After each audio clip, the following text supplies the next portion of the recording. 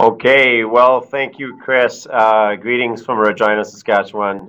So good morning or good afternoon, depending on where you are in the country. Thanks for the introduction. Thanks for joining us for the next 60 minutes or so.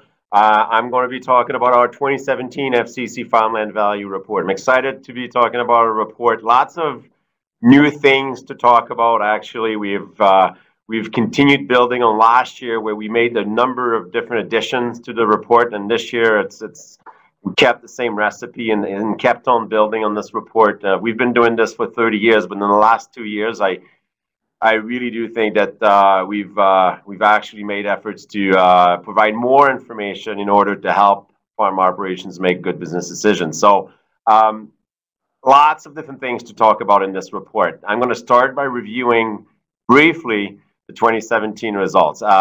We got results by province, by different regions, and not only we're looking at trends in percentage terms, but we also this year providing dollar reference values. And then not only just an average value, but also a range of values for all the 51 regions across the country. So it's impossible within the next 60 minutes. I could actually spend the entire 60 minutes just describing those results, but I also want to provide a bit of insights, share what we're monitoring at FCC. So it really is about sharing with you what we are monitoring here at FCC when it comes to farmland values, what we can expect for 2018 as well. So a big agenda. I'm going to leave some time for Q&A. Chris mentioned the possibility of leaving your questions in the Q&A box.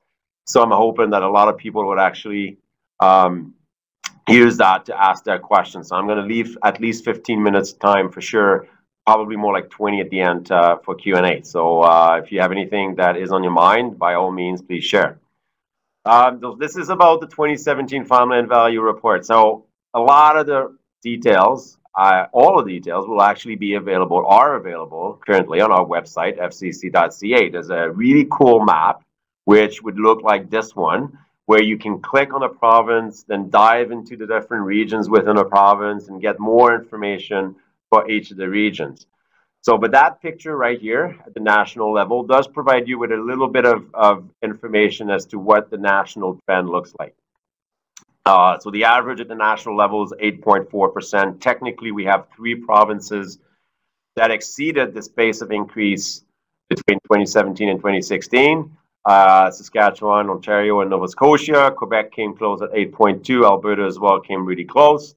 The one thing I would say with this national number, obviously there are lots of differences across the country. When you think of farmland, it is a local market, first and foremost.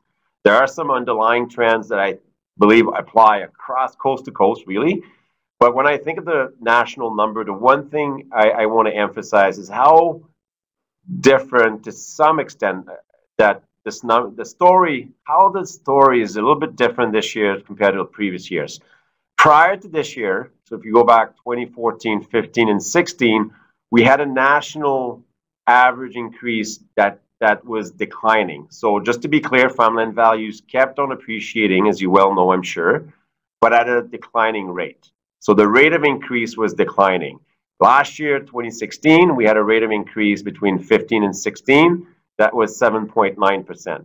So this year, coming up at 8.4, we do have a larger increase, slightly larger, 0.5%, so that's not necessarily this significant, but nevertheless, I think the trend of seeing the rate of increase slowing down, well, actually it did not occur this year. So we have a little bit of a different result here. And so I think it's worth emphasizing the reasons behind this, as we'll discuss just in a little while. So that's, I think, the one thing to notice when you look at the national number. Just going now, so I'm going to go really fast here. As I said, there's just too many details, and I'm going to bundle the few provinces together, like I'm doing here, talking about all 4 Atlantic provinces. In Newfoundland and Labrador, we didn't have enough data to estimate the average change in farmland values and be confident enough that this would represent the trend we're seeing in the marketplace.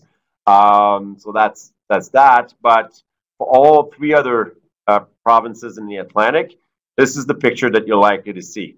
The font's a little bit, depending on the size of your screen, the font could actually be a little bit smaller, but I think it does represent what I was talking about when I said that we added a lot of information in this year's report. So you have all regions within a province, you have the average increase within a region in percentages, but you also have a reference value on a per acre basis, and you have a range that includes 90% of the transactions that we've observed during the year. I can discuss at the end, if anybody's interested, I could discuss and provide more details how we go about collecting the data and analyzing the data.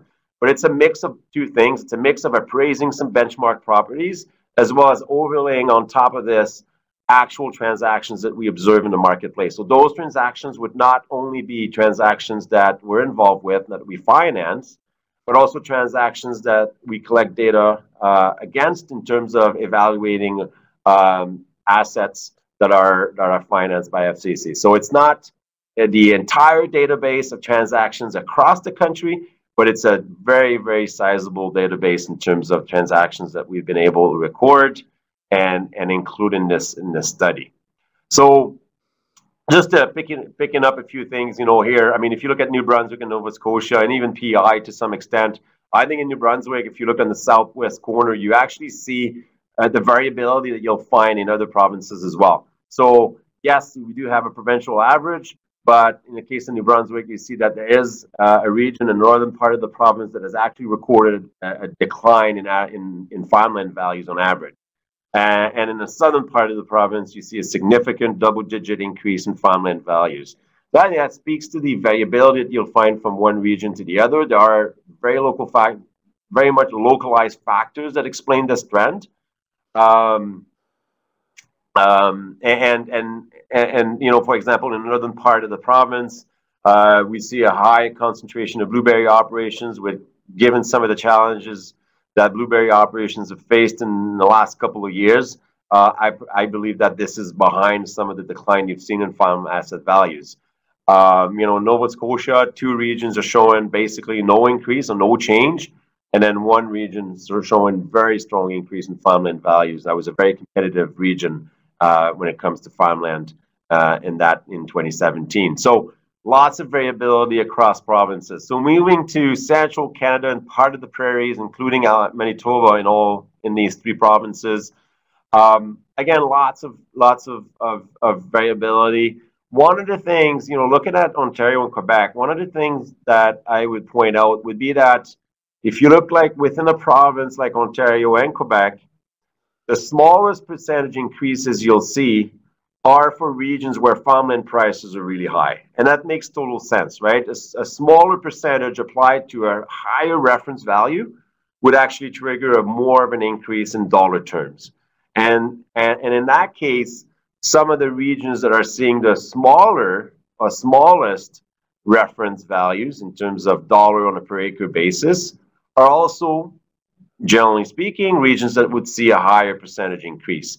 So in that sense, despite the fact that the story at the national level, as I said, is not consistent with what we've observed in recent years, and that the rate of increase in farmland values is not declining like the previous 3 years, in this case, we do see that within the province, for specific regions, especially in the case of regions that have seen or that have had for a number of years now very high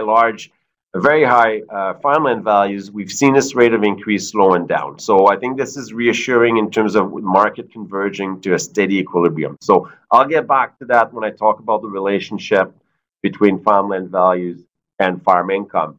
The one thing to notice in Manitoba was that it was the province that has recorded the largest increase in crop receipts for 2017. So with an average increase in farmland values around 5% for Manitoba, I do believe that the markets actually converged to an equilibrium as well when it's put in line with the very strong year recorded from a receipt standpoint. So I'll say more about that later as well. Moving out west, looking at parts of the prairies as well as BC, not a whole lot more to add. I mean, if you look at Saskatchewan, it is a province that's really split down the middle in terms of west versus the eastern part of the province. On the western side of the province, you see farmland values sort of are looking to be catching up with higher values that we've actually recorded for a while in Alberta. But again, lots of variability within different regions, really based off local market factors. The one thing in all of the regions that have recorded double-digit increases, so if you look at very large increases in some of the regions that have double-digit increases in 2017, one of the common trends across all regions, these regions, would be the fact that there was a limited amount of land available for purchase. So that, it's a supply and demand factor, or a supply and demand market that value driven. And when you limit supply of available land, not only we're not making any more farmland nowadays, but it's just the availability of that farmland is also really tight. And so that tends to, when land comes in the marketplace, bids tend to be really aggressive because there's not a whole lot of land available for expansion plans. And so I think that's also behind some of the largest increases that we've seen in different regions. So having said that, all the data, everything's available. Go to fcc.ca. As I said, you have a really cool interactive Canadian map where you can click and drill down or dive into the results for different regions within the province, and you'd have all that data available for you to download. So all the details will be available, as well as what are the dynamics across regions, focusing on the very specific factors that have had an impact on a region. But if I take a step back now and I look at the broader market for farmland, I want to discuss a little bit what I call the economic drivers behind farmland values. And the first thing that I am monitoring is really farm income. So if you start really broad and you look at the national statistics for farm cash receipts, so that's gross income at the national level over a little more than 10 years. 2017 and 18 are forecasts. So anytime you see a 2018 number there in my presentation, that's a forecast. Either a forecast based off the most recent data released by Ag Canada, or a forecast that we actually computed ourselves. In 2017, there are estimates of what we expect the data to show when we have final numbers. So those are not final numbers, they're not available yet, but we're somewhat confident that the final numbers are going to look a lot like the ones that you're seeing up in this presentation. So just keep that in mind, they're not necessarily final numbers. The farmland value numbers are final. Farm cash receipts numbers are still preliminary. So the one thing I would point out in here, and focusing on 2007 and 2016, look at the growth in the industry, right? $20 billion worth, roughly, of cash receipts were added over a period of 10 years. So on average, on an annual basis, it is equivalent to say that we've added $2 billion worth of gross income every year for 10 years. I'm going to repeat that because that's pretty significant when we think of the ag industry. $2 billion worth of cash receipts of gross income on average on an annual basis every year for 10 years. That's pretty significant. When you think of the future, I think we have to have realistic expectations that perhaps we're not going to be able to match up the last 10 years, 2007 to 2016. If you look at 2017, slight increase in farm cash receipts. On the crop side, less of an increase than we saw on the livestock side. If you look at, I think the average increase for 2017 in cash receipts has been 2%, a little less than that. The crop side, we're close to 1%, 1 to 2%. On the livestock side, we're over 3.5%, I believe. So a little bit more of a positive outcome for livestock compared to 2016 than it was for crops. But nevertheless, at the national level, both crops and livestock actually recorded some growth.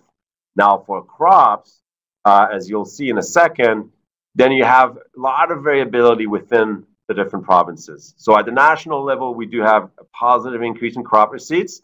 Manitoba recorded double-digit growth in crop receipts. Alberta had positive growth, maybe as much as 7-8% for crop receipts. Saskatchewan, Ontario, Quebec recorded actually lower crop receipts. So you have to dive into the specific of a few different provinces to understand what is going on. So if I do that, and I look at Saskatchewan crop receipts, again, same kind of story though, focusing on 2007 to 2016. You look at, I'm going to be conservative here, but you look at $5 billion more actually, but I'll just be very conservative here, $5 billion worth of farm cash or crop receipts, so just in the crop sector, $5 billion worth of gross income in the crop sector over 10 years. So that's an average annual increase of $500 million a year. So that's pretty significant when you think of how we've been able to grow income over a period of 10 years. And of course, with this growth in gross income, we've seen a lot of growth in farm asset values, and farmland being the most important asset that we have in the ag sector. That's how it translates. But the question becomes then, have we seen farmland values go up too much in relation to income? And so just to roughly hit 2017, we're seeing a little bit of a decline, maybe as much as 2%. We had a very uneven year in Saskatchewan, where the southern part of the province had some issues, some significant challenges due to weather and dry conditions. Where in the northern part of the province, we had actually, in some cases, some record yields. So an uneven year for sure. And in 2018, we're projecting that to hold steady in terms of income or receipts, gross income. The one tool I really like first is to look at the price of land, the average price on a per acre basis over gross income, crop receipts on a per acre basis as well. That's useful for a number of things. So first of all, the higher the ratio is, the more you'd have to be really efficient from a cost standpoint to be able to expand in that province, right? So I'm using, and then you have to make a distinction here. I think this is important to emphasize here, why I'm doing this and using gross income. When I look at the overall market for farmland, there's a stronger relationship between gross income and the price of land that there is between net income and the price of land at the aggregate level. But of course, if you're farm operator and you own your operation and you're looking at expanding, doing some things in your business, obviously you have to account for net income. But that's the first step in my scenario here, is to say, what's the price of land compared to what you can gross off that acre of land? And the higher that ratio is, the more competitive, the lower your cost structure needs to be able to expand and buy more acres, right? So that's from a purchasing standpoint. The higher the ratio is, the more challenging it is, and the more competitive you need to be able to make it work. The second thing to notice as well is that you can compare this ratio to a number of different benchmarks. One of the most obvious benchmarks would be the historical average. So I don't know what that ratio should look like. If I have, as a financial institution, if we have a business in front of us, we'll be looking at net income, debt repayment capacity, and so on. But from a market standpoint, I don't know what that ratio, optimal ratio, should look like. But I can compare that to a number of benchmarks. Historical average, this green line, being an obvious benchmark. And the higher, the higher the spread between what that ratio is of land values over crop receipts compared to that benchmark, the more it is likely that we have smaller increases in farmland values in the next little while. If you think the next at least 12 to 18 months, or 2018 and 19. You also have to consider interest rates, and I'll talk about that later on. But that's the couple of things that I think about when I look at this ratio. First, the higher the ratio is, the higher or the more competitive you need to be if you want to expand. And second, the higher the ratio is, the less likely you're seeing some strong increases in farmland values in the future. So that doesn't mean that if the ratio is above the average, that there's more risk of seeing farmland values decline. It just means that you're likely to have smaller increases in the future if you look at it from an historical standpoint. In the case of Saskatchewan, this is where the province for which, given that we've had low interest rates for a while now, this is the province where the spread between the ratio and the average is the closest. So that's a market that, to me, suggests that, yeah, we probably we are where we need to be. I'm going to compare that. I'm going to pick another province. I'm going to pick Ontario, but there are a lot of similarities between, Ontario and Quebec, for example, and there are lots of similarities between Alberta, Manitoba, and Saskatchewan. So I'm just going to focus on Saskatchewan and Ontario to illustrate a couple of points. So in the case of Ontario, some of that very strong growth as well, 2007 to 2016. But one thing that's a bit different is that most of the growth of the last 10 years has actually been recorded in the first 5 years of that 10 years, that decade, right? 2007 to 2012. It's pretty spectacular to think that, again, in Ontario, where we have a more diverse ag sector, let's say in Saskatchewan, where crops represent a bigger share of the ag sector, still in Ontario, you still have over a span of 5 years, you're able to grow gross income by about $500 million a year on an annual basis. You got very significant growth. And from 2012 onward, going all the way here to 2017 and 18, we've been able to support a sustained income at a very high level. Actually, 2016 was a record year. We're going to be down this year slightly in 2017, but still very high from an historical standpoint. With this very strong growth that we've recorded between 2007 and 2012, we've seen also very strong growth in farmland values. Farmland values started to outpace the growth in gross income and crop receipts right around 2012. After 2012, 2013 and onward, we've seen this ratio of land prices to gross income start to exceed. And in some, right now, I would say that the difference between what the average has been of the last 25 years or so, and right now what this ratio is, we started to see this ratio actually exceed the average. In 2018, you're seeing on the far right of this chart, if you focus on the red line, you're starting to see this ratio head down a little bit. Doesn't mean that farmland values are expected to decline. Actually, our forecast for 2018 farmland values in Ontario is still positive. Small number, between 2 and 4%, but nevertheless something positive. It's just that 2018 crop receipts are expected to exceed 2017 numbers. And that will bring the ratio a little closer to what the historical average is. So in that case, again, it sends a signal that, hey, it's a bit more challenging right now, comparing the price of land versus what you can gross, and depending on your cost structure, a bit more challenging to expand and get additional acres of land and farm additional acres of land in Ontario compared to other provinces, for example. And likely to see slower increases, although, as I said, when the story is different across regions, but likely, I would say, on average in the province, likely to see smaller increases in 2018 than what we've seen in 2017 for sure, perhaps going back to what we had in 2016. So that's one thing to consider when thinking about land values. Now, thinking about 2018, need to be thinking about the outlook for the different commodities that we sell. I don't want to provide, or I don't necessarily have all the time in the world to provide a detailed outlook by commodities. I want to emphasize a few points. First of all, if you strictly look at the supply and demand balance for grains and oilseeds, a couple of things. First, supply is rising everywhere. I mean, you do have a little bit of dryness in some parts of the world. Certainly in here in Canada, in Western Canada, we still wonder about level of moisture and so on. In the U.S., if you look at the Southern Plains and so on, yeah, you do have some areas in South America and some of the challenges during the last growing season and so on. But overall, I think the idea is that supply is rising and is expected to continue rising. So in that case, given that we expect a rising supply, I mean, the example I like to point out is Russia, right?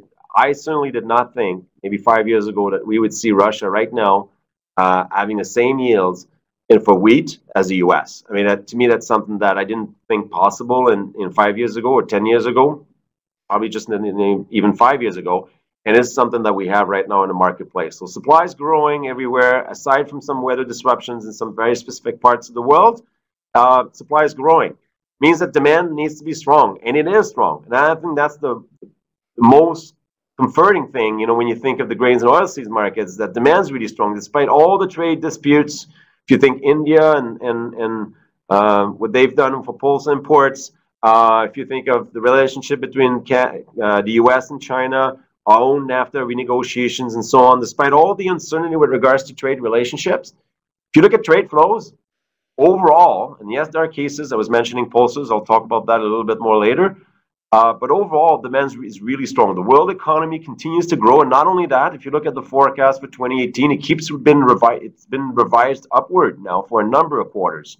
So not only the economy is growing faster, but faster than what everybody expected, myself included, actually. So, I think that's the positive. I think we do expect demand to remain strong in 2018. That's good, and provides a pretty good outlook, a positive outlook for commodity prices. Now, the one unknown, I would say, or potential wild card is the idea of trade relations that could head in any way, really. It's just, there is actually no way to project what the outcome of China-U.S.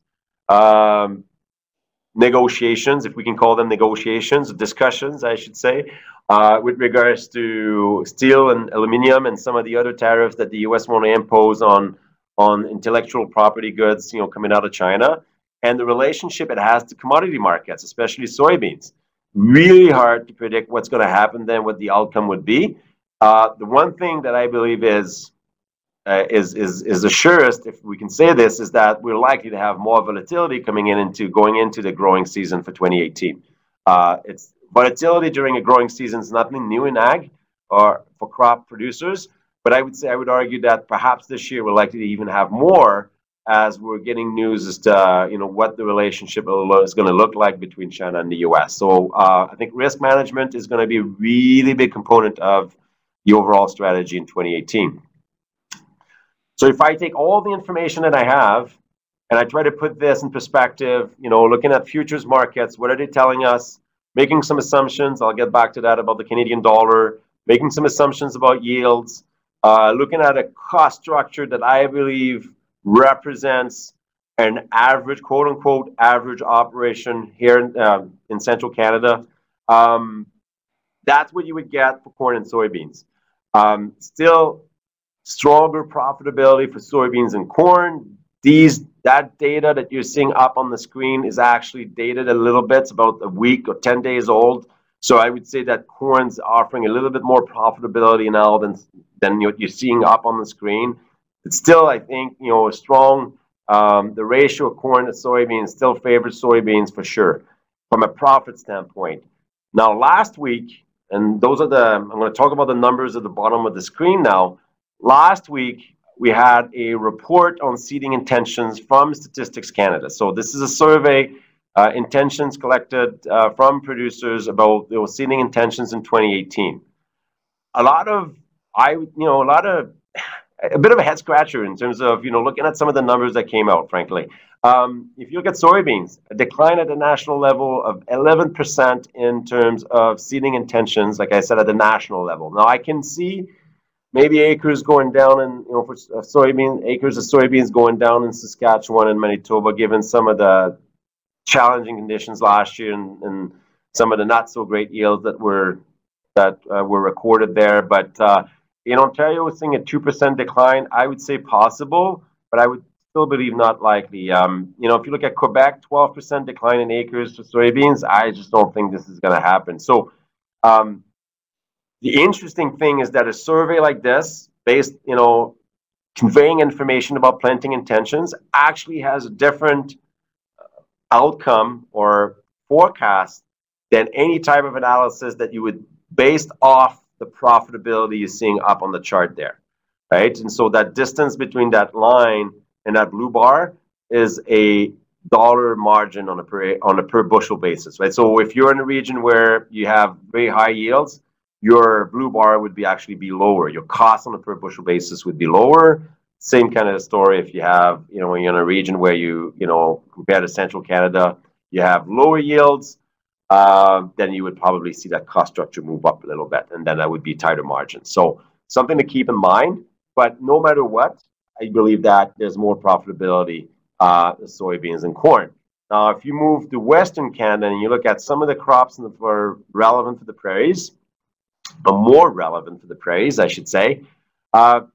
That's, you're seeing some of the numbers at the bottom as well. Those are Statistics Canada seeding intentions, and again, some surprising results. Peas and lentils, having those declines in acres would suggest that producers are not necessarily focusing too much on the economics of the crops right now, but more so on, sticking to their rotations, and that I think is fine. Actually, if you do the same forecast, but based off the profitability you're seeing there for lentils and peas, and compare that to canola and wheat, you would actually be expected to see larger declines in acres of pulses. And I'm actually not absolutely not too. I'm actually confident with these numbers. I've seen some numbers, reporting a 20% decline in lentils, for example. I don't think that we're going to get there. Canola, though, is a big head scratcher for me. I expect that we're going to get record acreage. So to see a decline in acreage of 7% at the national level, I'm struggling a little bit to explain that number given some of the profitability. I know that we're faced with some rotation issues in canola, but nevertheless, I still think that, looking at it from a market standpoint, we're going to get record acres. Wheat and germ. Germ is an interesting market as well, given one of our most important markets, if not the most important market, is shutting down or partially shutting down.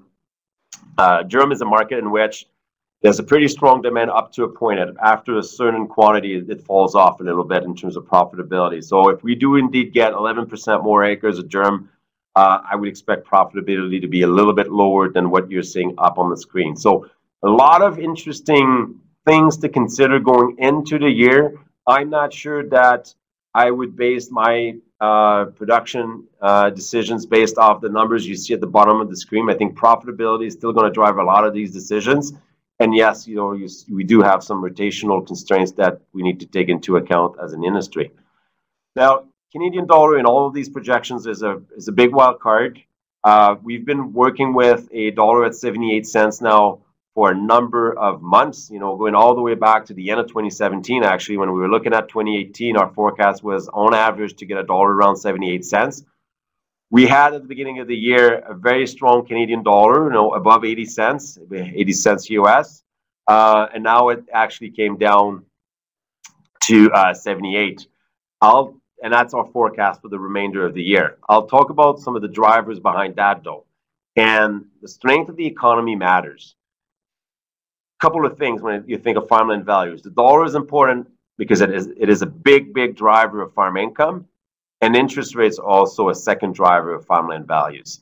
If you look at the results that we've had for we recorded for 2017, a significant share of the increases in not all but most provinces was actually recorded in the first 6 months, and that was prior to have seen the Bank of Canada raise interest rates twice in the last 6 months of 2017 and once in the very beginning of 2018.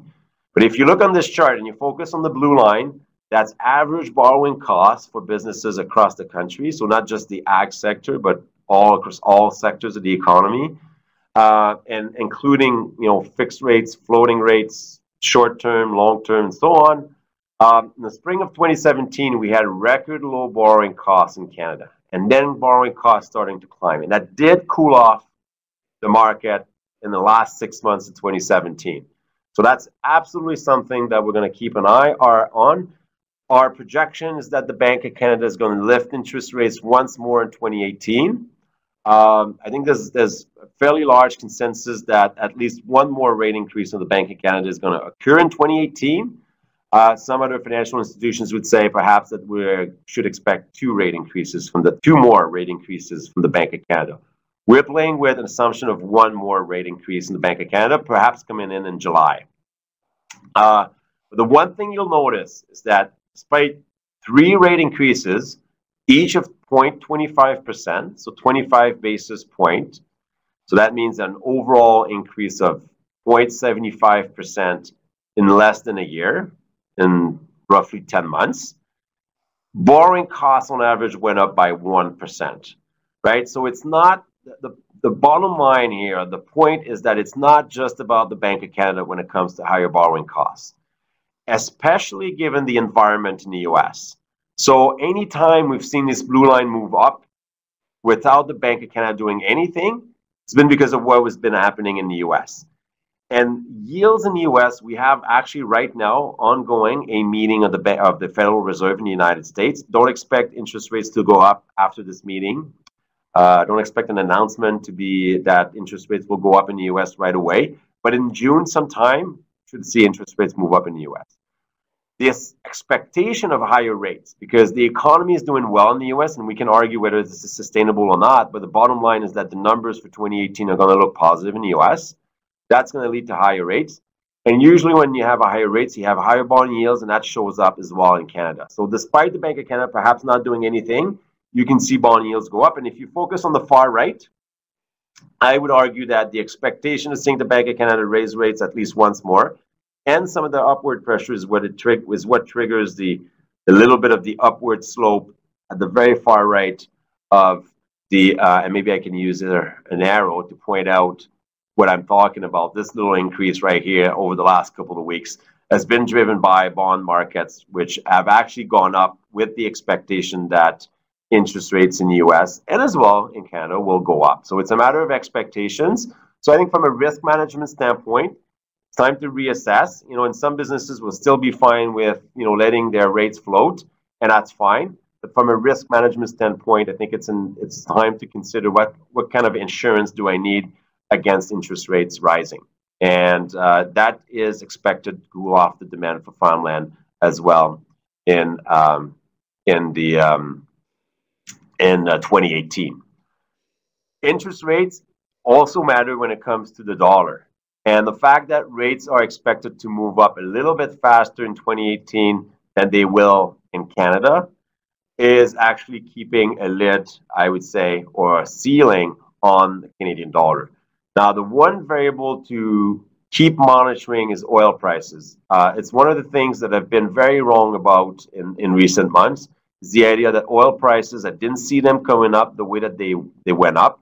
One of the things that prevented our dollar to follow the upward trend in oil prices has been the discount between the US oil price benchmark and the Canadian oil price benchmark. But if we solve that discount because of, you know, solve some of the transportation issues that are currently in the marketplace, and that discount, that spread between the US and Canadian benchmarks sort of shrinks, maybe we should see our dollar go up a little bit. But I do believe that, still see the case for a dollar staying under 80 cents on average for 2018. And we do have a bit of room, you know, see the dollar go up. You know, if the dollar was to go up 1 cent, or let me put it this way, if the dollar goes up 1 cent, for standard rotation, corn, soybeans, or wheat, canola, pulses, or on a per acre basis, that means a decline of $5 in net income. So an increase from 78 to 79 cents, for example, in the exchange rate, all other things being equal, would lower net income by $5 on a per acre basis. So given what we have in terms of profitability right now, or average profitability, we have a bit of room to see the dollar go up, you know, and not affect too much our profitability. But if the dollar or the exchange rate were to go to 85 cents, that's the threshold at which I would say that a lot of the margins would actually be become a lot tighter than what you've seen in the last few slides. You know, just briefly as well, I mean, I can't give an outlook for all the different sectors, but many different sectors have some sort of impact depending on where you are in the country, right? So not a single sector is responsible for all of the increase that we've seen in all the regions, but, you know, poultry producers have seen their income go up recently, and that has triggered a few operations, or that has led a few operations to actually expand their land base. And so if you have an area where we have a larger concentration of poultry operations, that's one of the cases where you'll see land values go up. You know, same kind of story for dairy, same kind of story for some of the cattle operations that have been expanding in Manitoba, and you've seen a bit of upward pressure on land prices. So those are factors as well. As we're seeing livestock receipts go up, it's not just about crop receipts, but as we're seeing livestock receipts go up, it does have an impact as well on farmland values. Urban pressures have always been present, and from year to year, they're more present in some regions versus others. I mean, in the report where, you know, when we analyze the 51 regions and we describe what has been going on in some of the 51 regions, we emphasize a few of the regions where we've seen urban pressure have an impact on farmland values. Oil prices obviously will have an impact, maybe less so now given the state of the oil market, but we've seen a bit of a rebound, so I expect that is going to lend a bit of support to farmland values going into 2018 for some of the regions, especially in Western Canada. So all of these factors do have an impact to some extent beyond the two main drivers that I was talking about when mentioning the crop receipts as well as interest rates. So overall, I'm going to stop here. Bottom line is, I believe that the outlook remains positive. We've seen lots of growth. I think it's as I'm saying, as I've said a number of times, we need to have realistic expectations about what the outlook is for the next 10 years.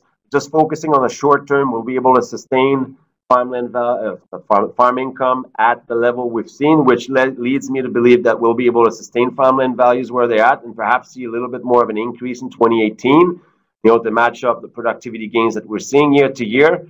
But the outlook remains good, mostly because we have strong demand for the commodities that we sell. And it's not just from an external or export standpoint, but also from a domestic standpoint, where we're seeing a lot of the demand for food going up still, and that's a positive for the entire ag industry.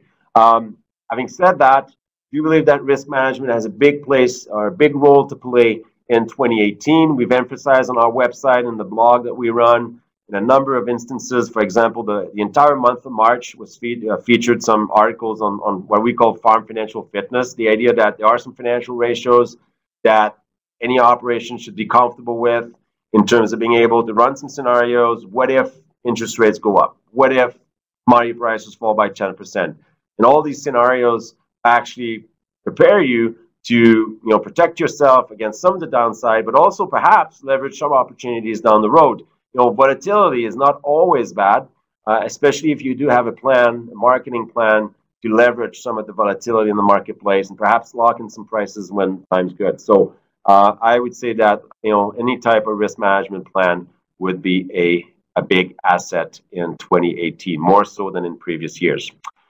So Chris, I'm going to turn it over to you. Hopefully I left a bit of time for Q&A, and be curious to see what kind of questions we have. Oh man, we got a few. So risk management, yeah, something we talk about a lot at Farm Management Canada. So it's apt that you finished off with that. JP, always fascinating stuff. I'm going to get right to it. I'm going to read you George's question. All the way back to the maps at the beginning. Were all of these lands being farmed, or were some not farmed and impacted by urban use or speculation? All farmed. So if you look at our study, the way that we go about it, we have some benchmark properties, and these benchmark properties are farmland that's farmed. And so it is important for us to reflect farming conditions in that sense. But we use those benchmark properties to establish a baseline. For each of the different regions, we have many benchmark properties in a region. We establish a baseline for that region, look at a reference value for that region based off those benchmark properties, compare that with the previous year.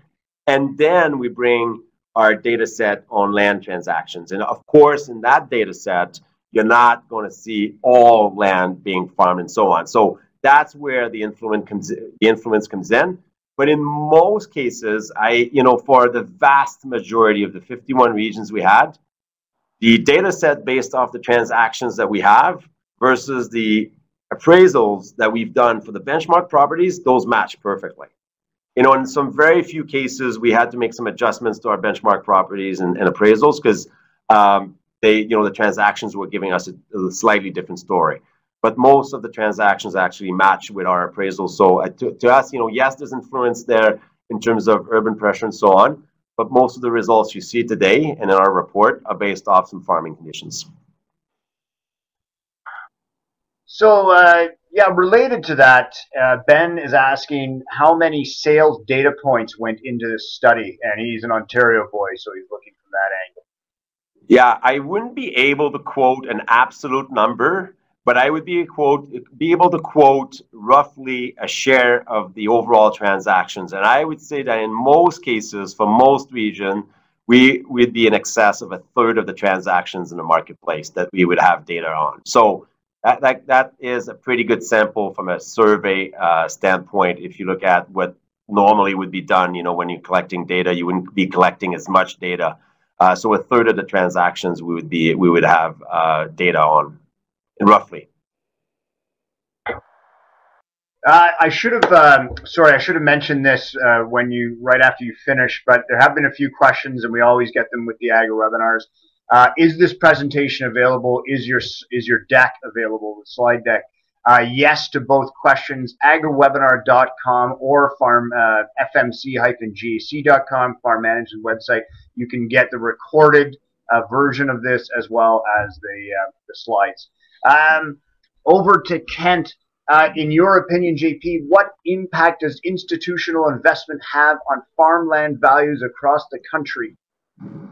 So across the country, very little impact. I mean, if you look at the average value at the national level, or even averages across a province or for a province, all 10 or 9 provinces for which we have data, very little. Not to deny, though, that in some very specific cases, some very specific regions, because local, farmland is local. In some cases, yeah, of course, the presence of non-traditional buyers or investors would have an impact. But the vast majority of transactions that have been used in this particular study, the vast majority of the transactions we see are still between producer to producer. So very little impact on the results in the aggregate, but not to discount the fact that in some very specific cases, yeah, absolutely, the presence of investors or non-traditional buyers would have an impact for sure. But overall, in the results, I don't think that's a big impact right now. That's interesting because that's always one of the fears, right? Definitely. So, how material? Andrew is asking. I think you touched on this, but this is a good opportunity to bring it back up. How material is the issue of interest rates in relation to farmland values going forward? That's a very good question. Hard to, I wish I could say, with higher rates, we expect land values to be X% lower than they would normally be. Those type of very, very clear relationships. But clearly, because of what we observed in the second half of 2017 versus the first half, and comparing that with the volume of transactions that we've had in 2016 when interest rates didn't go up in the second half of the year versus the second half of 2017, clearly there's an impact. So it will cool off the market, I believe, in terms of lower demand. And I would even add, and at the expense of complicating things a little bit, because higher rates basically cool off the demand for land. And if the demand's a little softer, then you would expect land values to climb at a slower pace. But I would even argue that, and that's something that I mentioned in my presentation, that in terms of the amount of land available for sale, interest rates do matter as well. And if we are just about to see an upward trend in rates, obviously, for the last 10 months, we've seen rates go up. But I mean, if you put this in perspective, we've had 25 years of a declining trend in interest rates. But if indeed we are to see we are seeing the beginning of a trend of higher rates normalizing towards, 5-6% if you think of prime rate, for example, or 3-4% if you think of the Bank of Canada rate. If we are indeed about to see something like that, that could have an impact on the amount of land available for sale. Because, that could lead to some owners of land to actually deploy capital elsewhere, right? So if you think of a family that owns land, not farming it, but leasing it, maybe, with higher rates, that could actually trigger a little bit more land available for sale. I don't know. So that's the part where, and I don't know because we've actually never been in an environment with rising interest rates. So that's the hardest thing, is to actually try to forecast something which we haven't seen for a while, which is rising interest rates. So that is something that certainly is going to be a big driver to monitor in 2018. And I would expect that this is going to cool off. I still expect higher land values in 2018, but slower than what we recorded this year. And of course, though, I made the same forecast in 2017. Frankly, I did not expect land values to be as strong in 2017 as we reported today. Yet, I think there's good reason to believe with higher interest rates that we're going to see the rate of increase in land values in 2018 cool off from what we had in 2017. We're going to hold you to that. I know you will. Expecting you. So Beth is taking us in a different direction. How does the value of farmland translate into annual rent value for farmland in Canada? Is there consistent rental income values available anywhere? No, so that no to the last question. I'm aware of a few studies that are available. I believe that the Department of Ag in Saskatchewan releases a study. If I'm not mistaken, it's every other year or every 3 years. So that should be something to look for. I know the University of Guelph. If you go to their ag economics department, you'll be able to find some recent data on land rental rates. That's something that's missing, frankly, on a national scale, data on land rental rates. Because if the evidence that we have is very incomplete, we don't have a whole really good data on this. But the evidence that we have is that as land values keep going up, we've seen what we call the cap rate. So if you look at the rental rate divided by the price of land on a per acre basis, that cap rate has actually been declining. And it's, in the neighborhood of 2% really right now. So as we're seeing farm income level out, that should keep rental rates actually from increasing. And that's a really interesting dynamic, right? What can we expect from a land rental rate perspective in a rising interest rate environment? And I don't know the answer to that. I know the two should be linked, but I don't know what will happen simply because, again, we just have no way to know what a rising rate environment does to that dynamic. So that's another thing that to monitor, what will happen to land rental rates over the next couple of years. If indeed we're seeing a little bit of a leveling out of farm income, as well as a lower rate of appreciation of farmland values in a rising interest rate environment. It'll be interesting to see what kind of pressure will be on land rental rates. A really hot topic Kent has cracked onto. Will farmland values react to the onslaught of succession planning and land transactions that are due to take place over the next 10 years?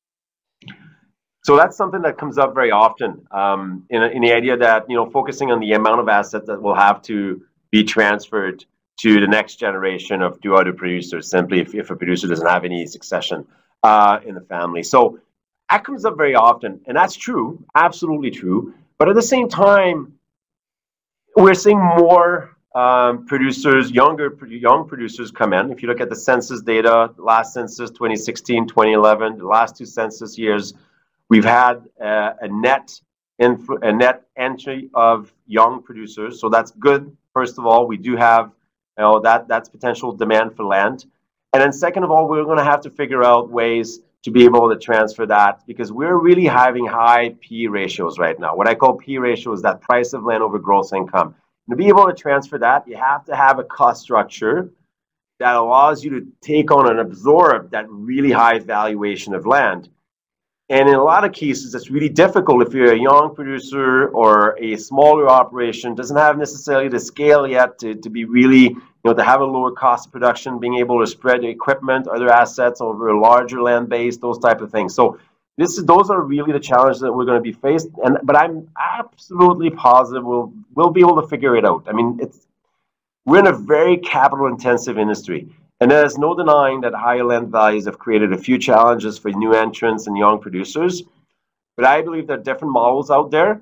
And at FCC, we've been doing our best, to be able to actually give a bit of incentives and help, young producers establish. And I think there'll be more and more models coming online to help, transition, because that is a big deal. But I really do believe that we're going to be able to do that. We're going to be able to transfer these assets to the next generation. And do so in a way that will allow us to remain competitive on the global scale.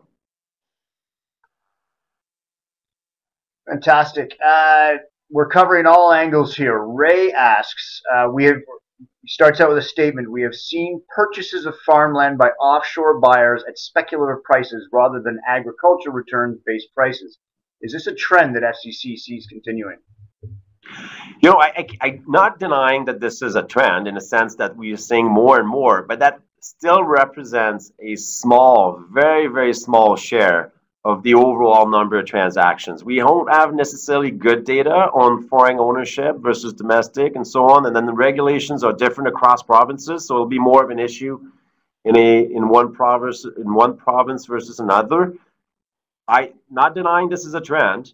But again, you know, if you put things in perspective and you look at all the acres that are being sold and exchanged over a course of a year, and then put this in perspective overall, you know, compared to the overall land base, still represents a small share of the overall transactions. I am aware of a study, again, done at the University of Guelph that was basically saying that it represented less than 1% of all land available. So not denying it's a trend, but again, just putting things in perspective, that's not necessarily something that's driving some of the valuations we're seeing right now overall. It may be doing that in a very specific region, but overall it's not. You know what? I think we're going to wrap it up there. Take the last minute and a half to give your Dr. Phil final thoughts and leave us all inspired for the year to come. So please go right ahead. Well, absolutely positive about the outlook. You know, we're going to monitor farm income. That's the one biggest driver is among, you know, and if you dive into farm income, keep an eye on commodity prices, obviously, and what all the other external influences in commodity prices, as well as the value of the Canadian dollar. I think those are the things. Risk management, big deal in 2018. Hopefully everybody has a plan. Hopefully has an idea of how changes in market conditions actually impact your financial situation. But I would leave it at that.